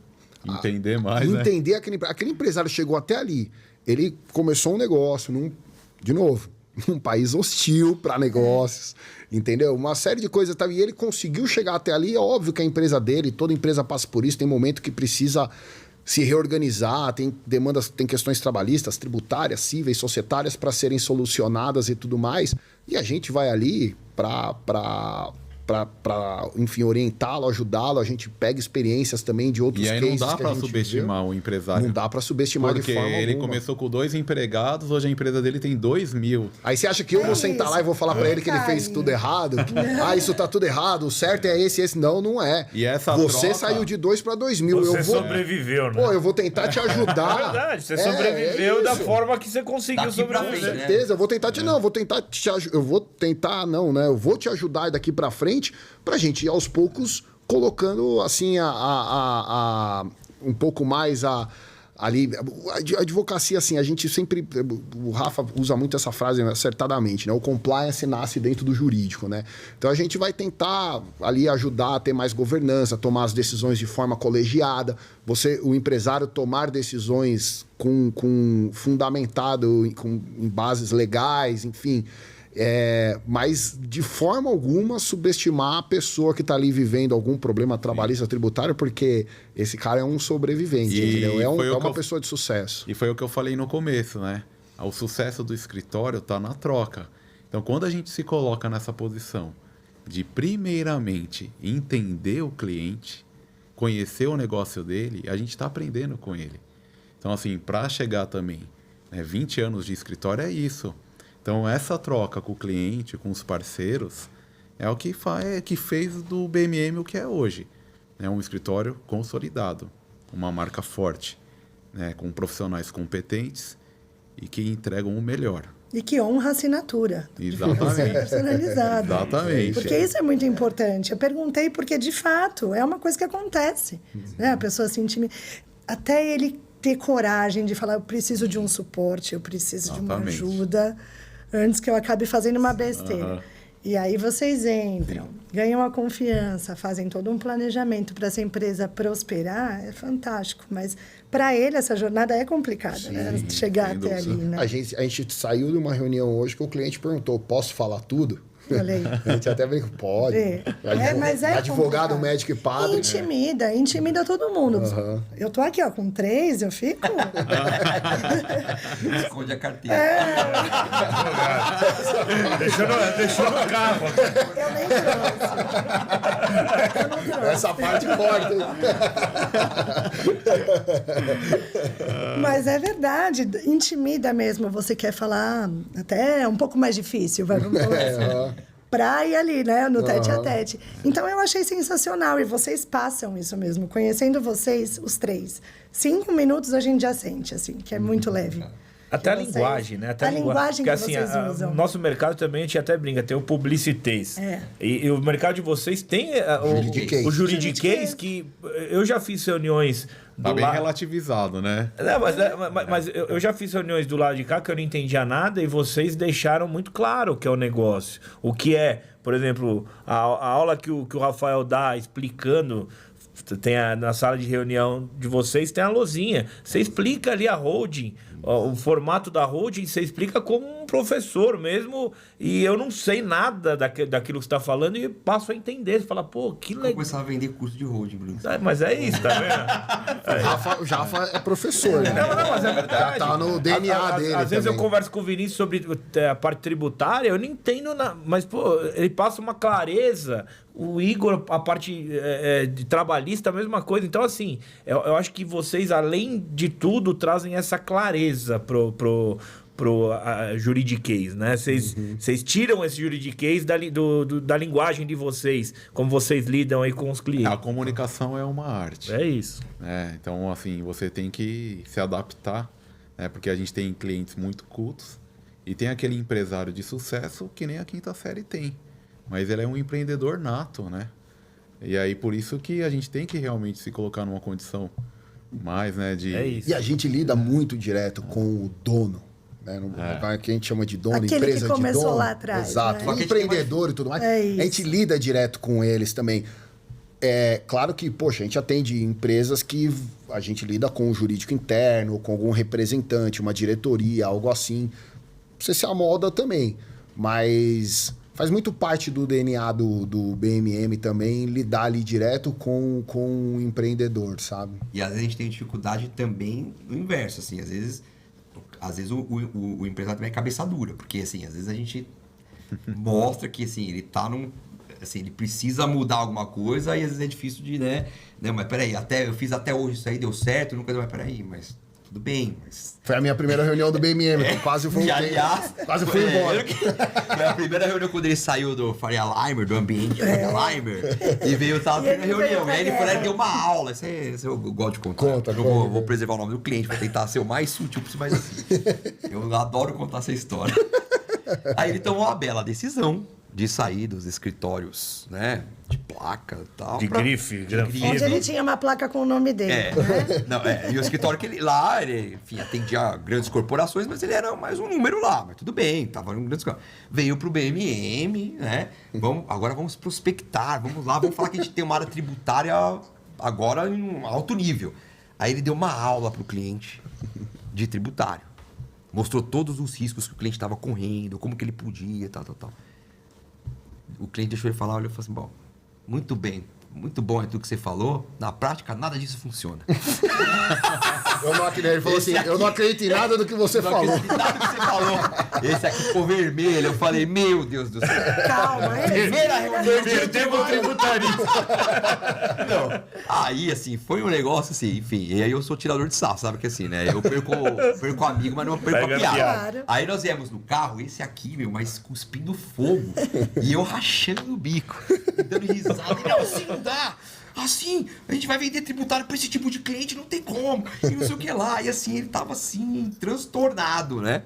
E eu falei, calma, Vinícius, calma. A gente vai encontrar. O perfil é um pouco diferente do que você tá acostumado, mas você vai se adaptar. Enfim, aí a gente vai levando também, a gente vai mudando a cultura do cliente, tá vendo? Porque era um cliente de sucesso, era um empresário de sucesso. Ainda é, né? Ainda Continua é. sendo nosso Mas, cliente. num determinado momento, assim, ele quase pôs tudo a perder, porque chega um determinado momento que a gente também tem que evoluir. Certo? É o que A gente tem que evoluir. Não, eu vou o que te ficar na época trouxe da até pedra. aqui não vai te levar no próximo nível, né? Exatamente. Acho que esse é o que a gente fala muito também, porque o cara fala, Exatamente. publicidade e tal. Fala, amigo, beleza? O que eu fiz até aqui deu certo. Deu certo, mas não vai te levar até lá. Exatamente. Então... Tanto é que o que aconteceu com esse cliente, eu falei, calma que as coisas, você vai ver que tá. Bom, esse mesmo cliente, passava, sei lá, 1 ano e meio, 2 anos, ele recebeu uma autuação gigantesca, um problema criminal, enfim. uma baita de um problema pra gente resolver. Deu obviamente. todos os desdobramentos possíveis. Tudo que ele falou que podia acontecer, aconteceu e mais. Aconteceu e um pouco Então, assim, mais. né? Parece até que foi assim, praga, mas não foi. Assim, a gente já tava tentando alertar. No frigir dos ovos, o que aconteceu? A gente teve que atuar, o Vinícius teve que atuar de uma forma muito mais para remediar. Então, obviamente, que teve que tratar do cliente na UTI, sendo que a gente estava oferecendo uma consulta lá, ali preventiva, né? E ele teve que depois tratar do cliente na UTI. Ficou muito mais caro de honorários. Daí foi a vingança também. Quer dizer, o cliente pagou, e aí assim... Aí tem Não, que foi um pagar, preço assim, justo, Não, né? foi um preço justo, mas ficou mais caro, Com porque fica mais certeza, caro. Uma coisa é lógico. vocês falaram da prevenção. Se eu for no médico sempre, lógico. a outra hora eu Sim. vou. Ele Quanto teve custa que uma gastar cirurgia? mais. O trabalho é completamente Mas diferente. o grande moral da história, o que é? O que o Bruno falou, né? O que te trouxe daqui não quer dizer que vai te levar até adiante. E aí acho que esse cliente aprendeu, porque ele teve um pouco de soberba, o cliente também, né? Do jeito que ele falou. Acho que ele também aprendeu uma lição, e aí a humildade que tem que estar em tudo. A gente tem que sempre ter humildade, né? A gente, enfim, todo mundo tem que sempre ter humildade. Enfim, e o cliente acho que aprendeu com isso. Hoje, esse cliente, ele não compra um carro sem pedir outro, sem falar com o Vinícius antes. Tá vendo? Ele se tornou um amigo e hoje tudo que vai fazer na vida... Então, ele resolveu o problema, né? Que assim, já era uma assim. E hoje o cliente não faz absolutamente nada sem consultar. Isso é. E aí, Demais. Bruno, voltando, aproveitando esse gancho em relação à questão do próximo nível, né? A gente também se planejou e no nosso dia a dia a gente também fica pensando, e os próximos anos, né? Aonde também a gente pode ser diferente, o que a gente pode implementar, onde a gente pode investir para No marketing. Tem que investir no marketing. É isso que eu vou te levar. Tem que investir no Google. Mas fora o marketing, tem as ferramentas também, que eu acho que é legal falar da Advocacia 4.0, Rafael. Vou passar a palavra para ele, que ele fala com bastante propriedade. E também da nossa ferramenta, né, que é o BMM Analytics. Sim. Que foi algo que a gente investiu, as pessoas foram treinadas para isso, é um serviço muito diferenciado, que agrega muito para o escritório. E pensando no futuro, eu acho que vale a pena a gente mencionar também. Pode falar. Exatamente. Aliás, gostei dessa frase do Bruno, né? Eu gostei também bastante. Tem que usar, mas legal, é verdade, legal. né? Porque, de fato, né, a gente trabalha até aqui, a gente começa no peitaço e a gente vê também muitos empreendedores assim, você vai crescendo de forma orgânica, chega num determinado momento que dali pra frente você tem que repensar, né, enfim, novas estratégias. E conosco lá também, assim, isso aí a gente vive sempre tendo esses debates e tal, enfim. O escritório vem crescendo, graças a Deus. A gente, nesses últimos anos, o escritório veio crescendo, veio numa ascensão assim, maravilhosa. Então a gente conseguiu focar também, como é um escritório full service, é um escritório multidisciplinar. Então nós temos um time lá relativamente grande, temos mais ou menos 40 pessoas hoje lá no escritório. E aí a gente, assim, quando a gente chega nesse tamanho, a gente tem um grande desafio, porque a gente tem uma estrutura cara também, a gente é um escritório de advocacia, mas é uma empresa. Então você tem que aprender a ser empresário, mas na faculdade de Direito ninguém te ensina a ser empresário. Você aprende a ser advogado, você não aprende a ser empresário. E aí a gente tem que aprender a ser empresário. Então, financeiro, o Igor é nosso CFO, CEO, então assim, ele cuida, quando a gente quer, e aí, quando que a gente vai receber, tá, a gente cobra ele. Então, assim, é um desafio para nós também viver isso. Então a gente fala, poxa, então como a gente vai crescer? E a gente tem a parte do contencioso. E o contencioso, para traduzir aqui, ficar numa língua simples, é tudo aquilo que... todas as disputas judiciais, processos mesmo judiciais. Porque as ações, né? Consultivo, tudo, mas são ações mesmo, ações que estão à justiça e tal. Então, toda empresa, a gente tem empresas de médio e grande porte. Empresas de grande porte é natural que elas tenham um volume de ações maior. 400 maior, né? Um abertas, volume maior. né? 400, 2 mil, 3 mil, 5 Meu mil, Deus, 10 mil, 20 mil, 50 mil tem empresa. Tem de tudo, né? Tem. Então, assim, então é um universo muito grande. Então, como você vai atuar? Então, a gente está atuando nesse nicho específico. Então, no ano passado, em 2024, no escritório nós abrimos uma frente nova muito interessante, que é legal falar, que é uma área previdenciária. Né? Então, o escritório presta serviço para para grandes fundos, né? Um dos maiores fundos do Brasil e da América Latina de pensão.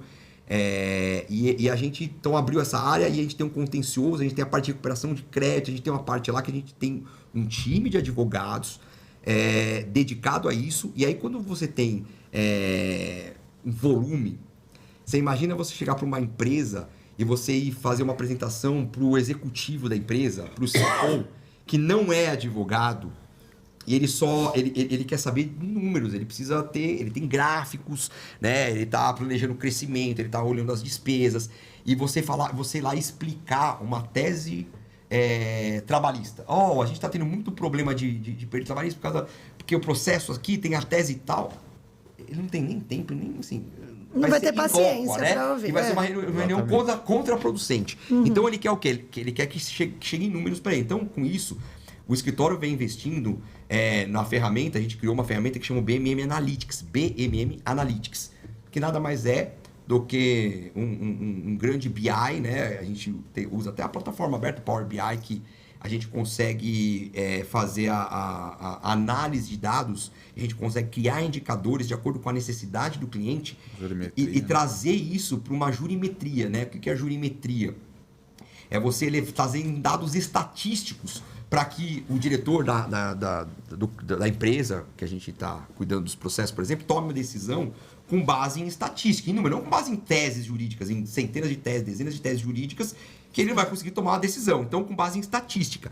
E eu pego alguns elementos, e aí eu trabalho com o cliente, quais são esses indicadores, porque a jurimetria nada mais é do que eu faço uma análise descritiva do passado, né? Então eu pego todos os processos que já foram julgados, que já tiveram audiência, o que aconteceu, aí eu pego a causa raiz, o tipo de agressor, o juiz que julgou, faço o perfilamento do juiz para saber como que aquele juiz julga aquele determinado processo, né? Então naquela vara, se cai naquela vara, aquele tipo de ação, como que é a tendência do julgamento.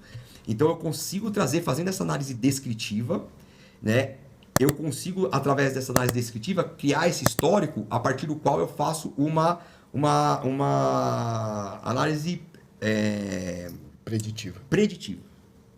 A análise preditiva quer prever o futuro. Ele quer eu vou prever o que vai acontecer, porque é o que acontece quando eu olho para trás. Eu olho para trás e falo, bom... Através de dados você prevê... Eu falo, bom, aqui se 99% nesse tipo de ação, com esse tipo de pedido, a causa é procedente, eu sei que todas as ações que eu não tenho sentença ainda dessa matéria, a chance de ser procedente é muito grande.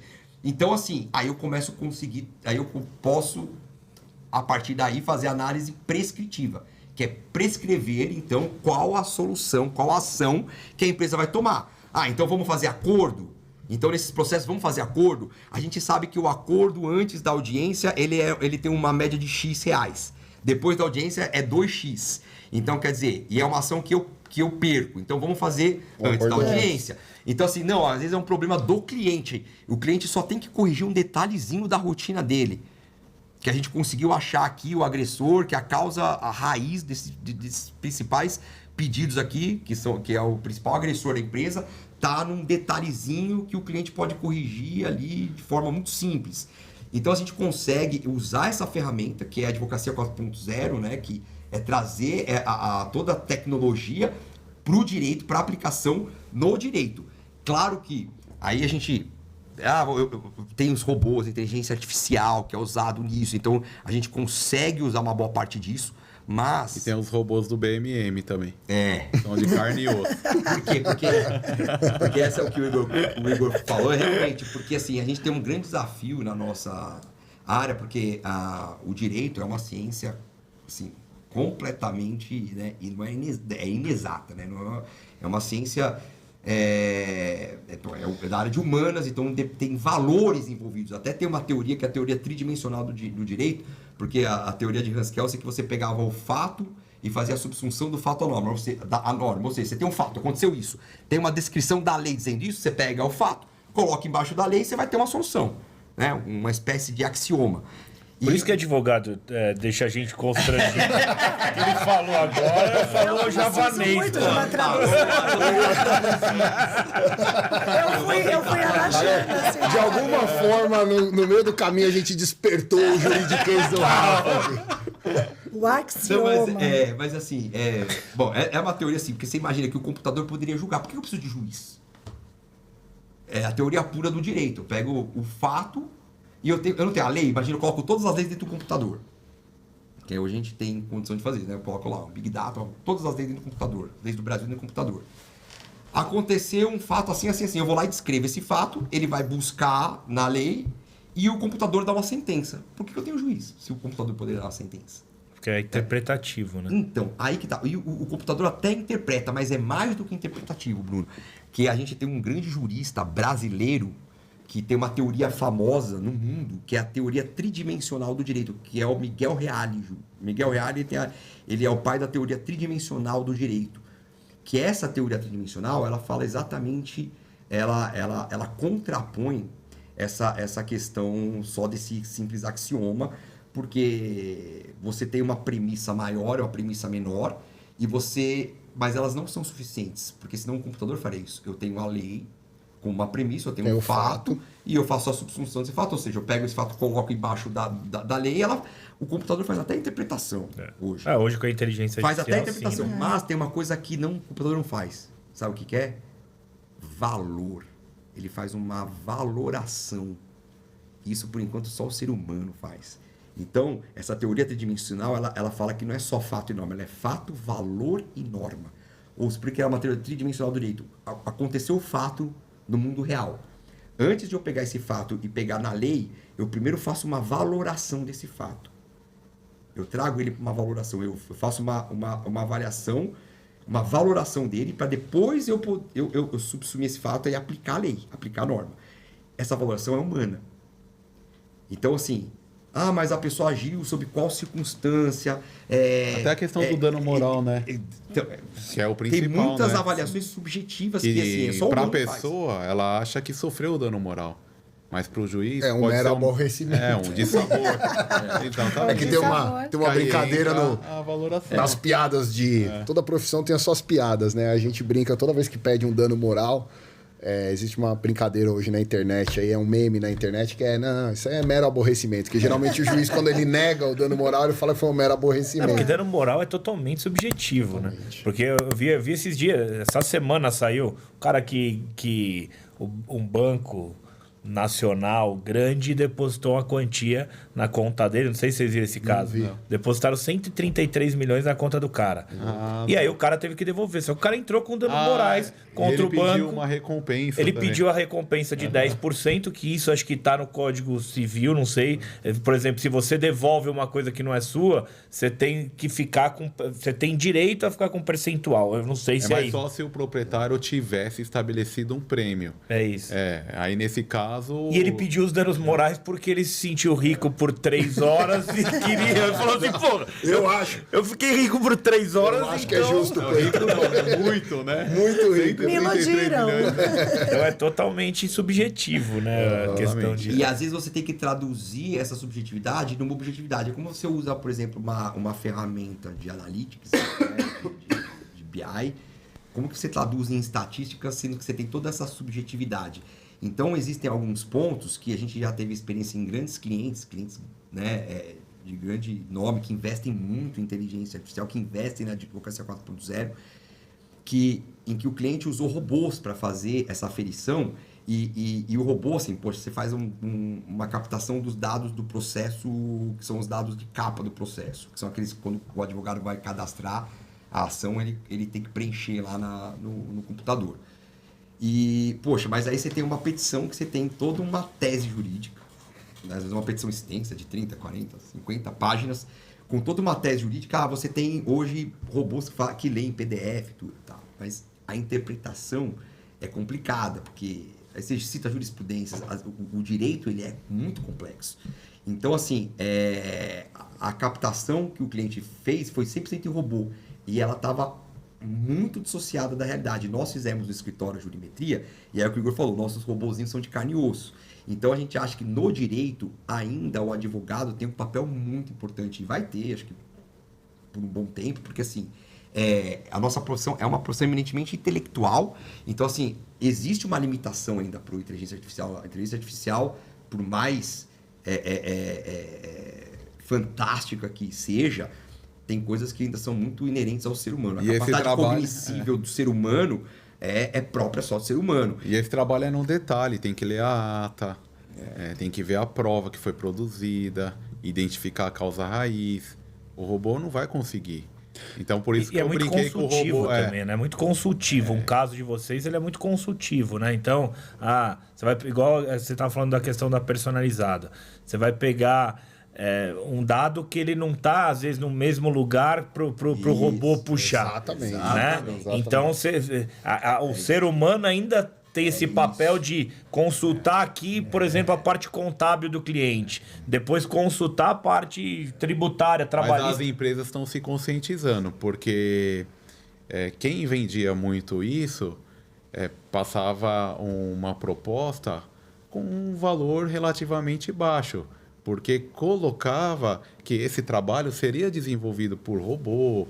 Aí é uma empresa de software, não precisa ser esse de advocacia. Uma empresa de software daria solução. E aí viram que o que essas empresas e grandes empresas estavam querendo, né, na contratação, eles começaram a perceber que não estavam recebendo pelo serviço. Por um lado foi bom isso, porque valorizou ainda mais a nossa ferramenta. A gente tem um valor agregado grande nisso. Nossa solução, né? Mais que a ferramenta. Né? Exatamente. Então, assim, a ferramenta é uma parte da solução. Exatamente. E aí valorizou muito e a gente tem condições, né, não só de entregar, mas é um serviço que a gente consegue cobrar um pouco mais, porque é um trabalho que a complexidade, o envolvimento dos profissionais, a dedicação dos advogados, as horas gastas, as horas, né, investidas nesse trabalho e o comprometimento. Então, por um lado, foi bom, porque eles perceberam que não é o robô que faz. Tem as ferramentas que vão nos ajudar. O robô auxilia, esse mas... foi um grande cliente, e eles perceberam assim, eles falaram, não é possível, e nós fizemos reuniões, e a gente mostrou que, não, aqui o dado está incorreto, e a gente mostrou eles realmente. Aí pediram proposta para a gente refazer toda a base deles. Então, assim, com o time de advogados. Então, assim, a ferramenta é importante, mas como o Bruno falou, ela é uma parte da solução.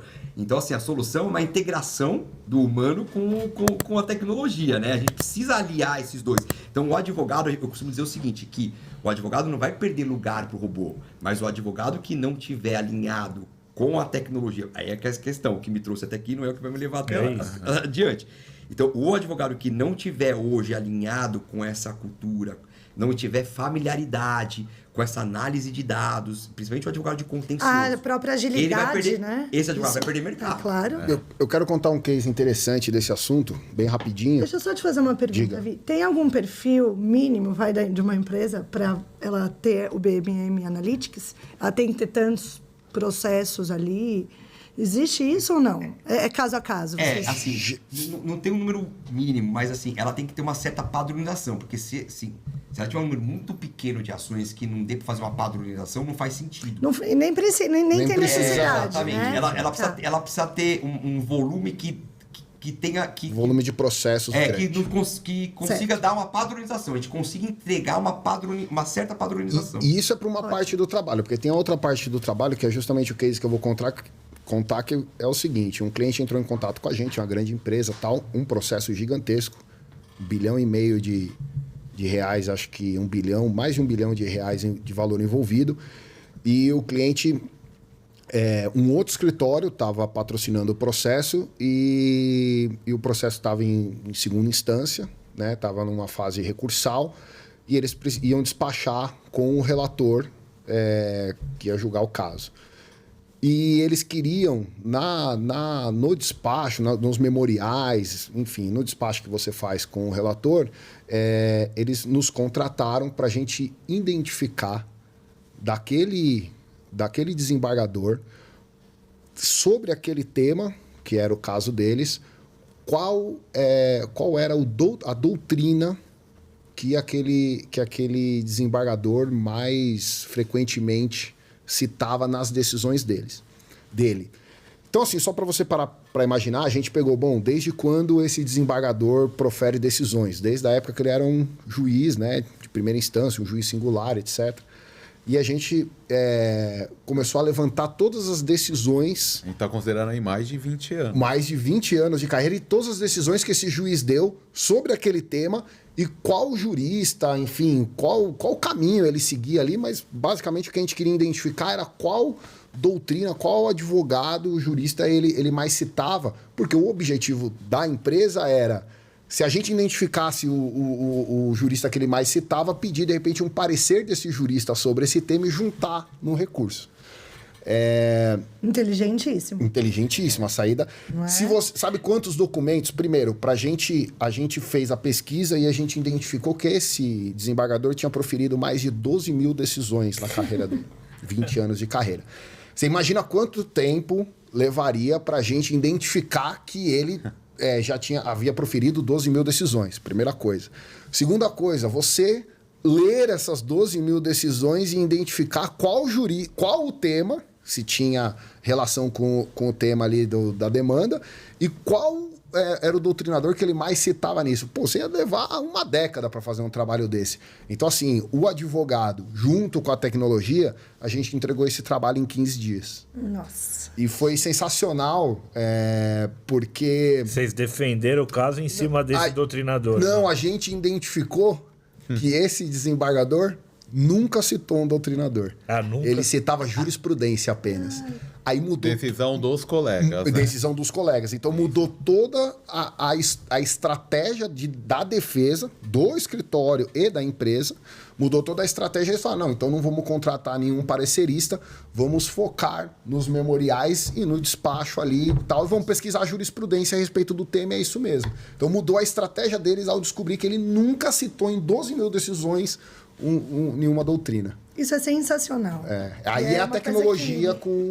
Muita gente nem imagina, mas Exatamente. faz total parte da estratégia, né? E a causa raiz que o Rafael falou, um trabalho que nós fizemos, que aí nós conseguimos identificar, porque a empresa ela era condenada de forma recorrente em horas extras.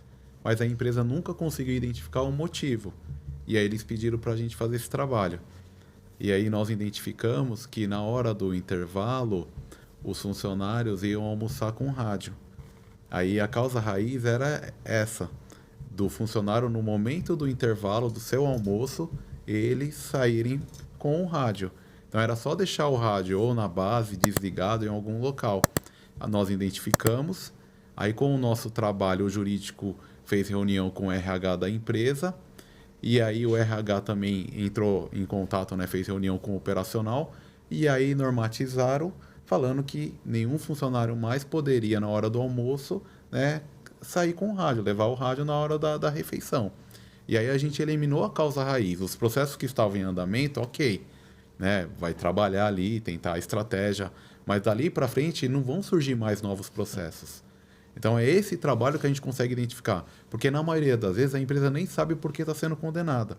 E o advogado que está trabalhando nem sabe explicar o motivo do porquê de oferecer uma proposta de acordo naquele processo.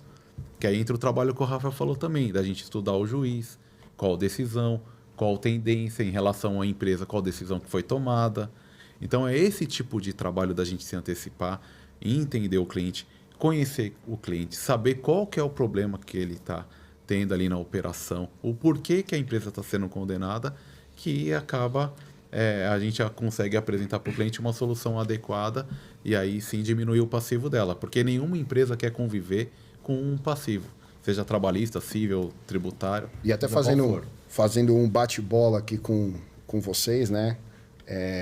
Além de, claro, também aproveitar para agradecer a oportunidade, agradecer o trabalho. A gente é parceiro há muito tempo, sei muito da história de vocês também, que vocês começaram da mesma forma que os dois aqui, a 7 na raça ali, né? Um trabalho maravilhoso também de 20 anos. 20 Esse ano, anos. 20 Vamos anos. Esse ano, 20 setembro. anos. Então, Parabéns. assim, parabéns Obrigada. pelo sucesso de vocês. Agradecer pelo trabalho que vocês fazem com a gente. E já no bate-bola aqui também dizer o seguinte, que a gente teve uma reunião, batendo papo, uma reunião de comercial que a gente faz no escritório essa semana, a gente conversando, e eu tentando trazer, né, algumas situações e coisas que a gente vê na internet, o pessoal que às vezes mudou o nome de um produto, no caso era uma marca de café, né? Tinha café com leite, aí colocou um nome italiano, não sei o que, tal, aumentou o preço e vendeu pra caramba. Gourmetizou, tal. né? Gourmetizou ali. E a gente falando disso, que voltando pra isso, eu tô voltando, que eu não queria deixar de falar isso, né? Quando o Rafa tava aqui explicando, até do BMM Analytics, que também deve ter o desafio no trabalho de vocês, é um desafio pra gente, como pegar esses nomes, jurimetria, perfilamento de juízes, análise preditiva e tentar gourmetizar isso, né, para as pessoas entenderem a profundidade e o quão bacana é esse trabalho, a eficiência, porque assim, a gente está num país, de novo, o país mais litigante do mundo. Não existe, até onde eu sei, de pesquisas que eu já li, não existe país com maior número de ações, de demandas judiciais do que o Brasil. Ou seja, não é só carnaval. Não é só carnaval. O país do carnaval e do litígio. E do litígio. Então, assim, essa ferramenta, ela de fato, aquilo que você não consegue fazer uma análise estratégica pelo volume, Lê, você falou de 10 mil ações, tem banco que recebe 10 mil ações por mês. Meu Deus. Você perguntando a uma empresa que tenha 10 mil ações, tem banco que recebe 10 mil ações por mês. Não dá nem para o jurídico interno, externo, ninguém analisar essas 10 mil ações para descobrir que é um rádio ligado na hora do almoço que está causando essa enxurrada de ações e condenações. Então, a empresa vai ali no dia a dia, paga a condenação, não sei o que, tal. Ela coloca esse custo no dia a dia dela e ela continua focando no business dela. Tem empresa que define, eu não sei se foi numa conversa com você, tem empresa que define, Foi. né? Se for até 100 mil reais, Eu vivi a essa ação paga, experiência. né? Eu achei um absurdo, mas assim, eu vi isso acontecer. Uma empresa que definiu um valor de corte, na época, há muito tempo atrás, o valor, pelo menos eu posso falar, era 50 mil reais, mas faz muito tempo, deve ser equivalente a 100, 100 e poucos mil hoje, que a empresa falou assim, simplesmente não gastem tempo lendo e tentando entender o que é. Se for abaixo de 100 mil, vai e paga. Cara, é um imposto, quase assim, né? É uma taxação que a empresa ali está tendo compulsória. Enfim, só finalizando, o BMM Analytics, essa solução, o nosso objetivo é conseguir entregar essa análise para as empresas que hoje trabalham com esse volume absurdo de processos, fazer uma análise estratégica desses processos e a gente conseguir, claro, reduzir estoque de ações e a entrada de novas E já demandas. indicar a ação correta para eliminar o problema. Fazer a parte chata, que esse aqui é um episódio de 10 da BMM, só da BMM. Porque só o que a gente colocou aqui não foi nem metade. Então a resenha tá tão boa, tá tão gostosa. Advogado, viu? Advogado fala bastante. Não, mas é verdade. Faltou falar de holding, faltou falar da reforma tributária, reforma trabalhista. Acho que faltou vários assuntos que acho que a gente precisa voltar realmente no segundo convite. E aí já falamos da história, já falamos... Isso a gente deixa pro primeiro. Agora a gente entra numa parte um pouco mais... do dia a dia de vocês, do trabalho, das soluções de vocês, né? Eu acho que é isso. Então, eu queria agradecer vocês três aí por participarem do nosso Pod 7, né? Que a gente tá chamando. Pod 7, legal. É o nosso comemorativo de 20 anos. Então, a gente vai convidar... Espero o convite pra festa, hein, Bruno? Lá vai ter. 20 anos, né? É isso. E é isso, obrigado mesmo pela presença de vocês e vamos crescer cada vez mais juntos, né? Então, agradeço a confiança também de tanto tempo aí com a gente e espero estar muito mais e correspondendo à expectativa de vocês. Eu também quero agradecer que vocês vieram aqui bater um papo levíssimo com a gente, falaram a nossa língua. Apesar de chegar aqui, de gravar. Olha, eu estava um pouco intimidada. E o lencinho? É o combo pra me Eu quis dar uma quebrada, me identificar mais. Por isso que eu falava olhando pro Igor, né? É verdade, Mentira, ele mas esqueceu, deu pra entender tudo.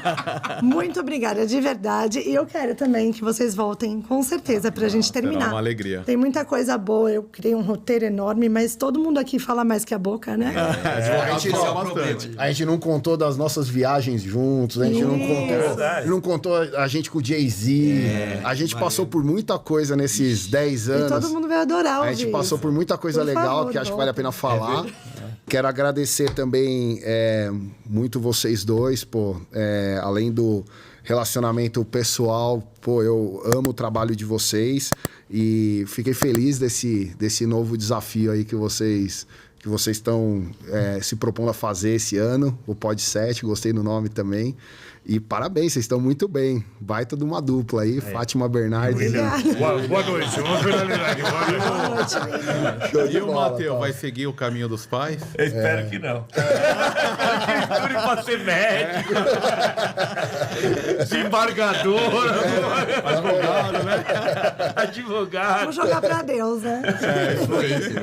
Influência. Pior que a molecada hoje é influência, né? Isso aí. Eu também É isso aí. agradeço a vocês, foi maravilhoso o papo aqui, super descontraído. Realmente tem muito assunto. E o problema de convidar 3 advogados é isso, né? Ah, foi Que um demais. quer falar mais que o outro. Eu também. O poder Obrigado de mesmo. concisão aqui, ó, sustentação oral são 15 minutos. Não, A gente ficou 1h40.